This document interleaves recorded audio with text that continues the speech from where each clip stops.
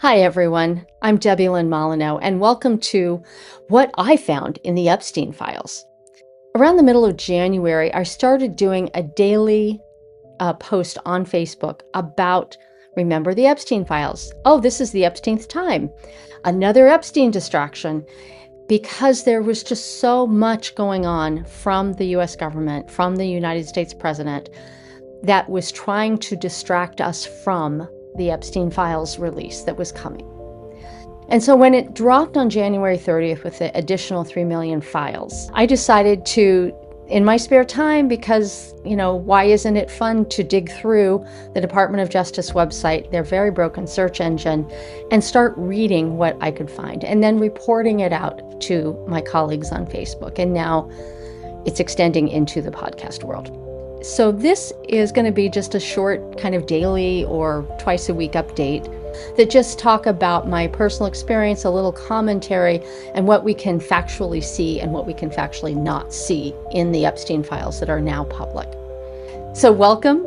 I hope you don't find this as frustrating as I have found going through the Epstein files themselves. But we have to hold people accountable. And this is my way of helping us do so. All right, first of all, how do you start a search in the DOJ website of the Epstein Files? Well, they have set up a word search or a number search. So the first thing you do is you go to justice.gov and /Epstein, and that will take you to what they call the Epstein Library. And initially you can't see anything except a search bar.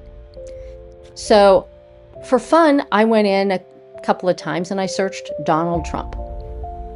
It's an obvious one to try right now. It's what a lot of people are curious about. And yes, his name does appear 4,734 times. I could be wrong on the number a little bit, and it does keep increasing. The thing to remember about a word search on this type of document release is that anytime somebody emailed Jeffrey Epstein and mentioned Donald Trump, that is counting as one time. If he shows up in that document twice, I don't know if it counts as twice or just once. But it doesn't necessarily mean that it's a communication between the two people, the name that you're searching. So that's one thing to think about. I also typed in on a different day, I typed in Zorro Ranch, New Mexico, because it was at a time when the media was covering like New Mexico's taking back over their search warrants from the FBI, because the FBI took it all in 2019 and did nothing with it. So I typed, and I ended up down a rabbit hole where I was looking up, I think it was Steve Hoffenberg. Bear with me, because some of this gets a little dicey and I don't remember where I started necessarily to where I ended up, because that's how this tool is set up to keep people confused in the dark and chasing rabbits. Today is March 17th, 2026. And on Saturday, March 14th, 2026, I had found a deposition by a man named Stephen Cutler.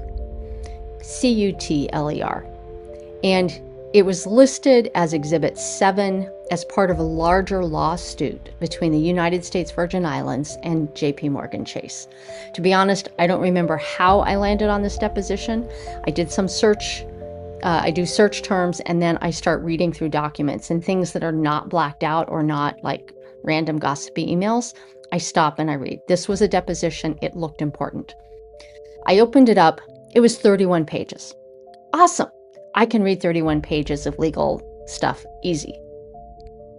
So I get through the first page, which is kind of outlining the date and the place and who's there, and it's the deposition for that case. And then I scroll to the next page, and it's page 45. All right, so I don't know what happened between page 2 and page 44, but something happened.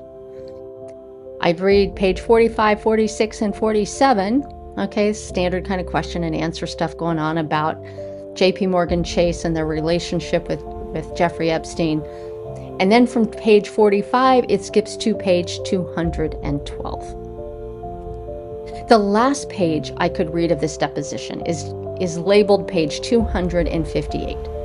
And Stephen Cutler has just been asked by the questioner under oath about the felon policy for JP Morgan Chase that had Greenberg asked him to go to Jamie Dimon, or would Jamie Dimon have to sign on Jeffrey Epstein being an exception, in other words, getting around the felon policy. So I just want to let that sink in for a minute. Number one, banks have felon policies. Number two, that if you're wealthy enough, you can get an exception so you can still bank with them.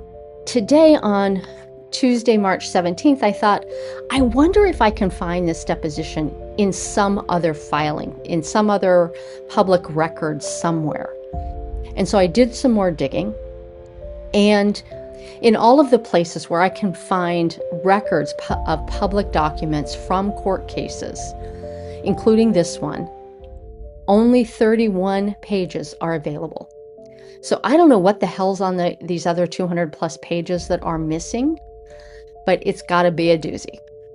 So this is about all I'm going to do, I think, for the first podcast on what I found in the Epstein Files, because I just want you to understand the way the search works, why it's so hard, and why the media is taking so long, even using AI tools, to give us a narrative about what is actually there. It's intentionally obfuscated, and I can only imagine what we're going to find, but we will find it. Signing off for today, I'm Debilyn Molineaux, and this is what I found in the Epstein Files.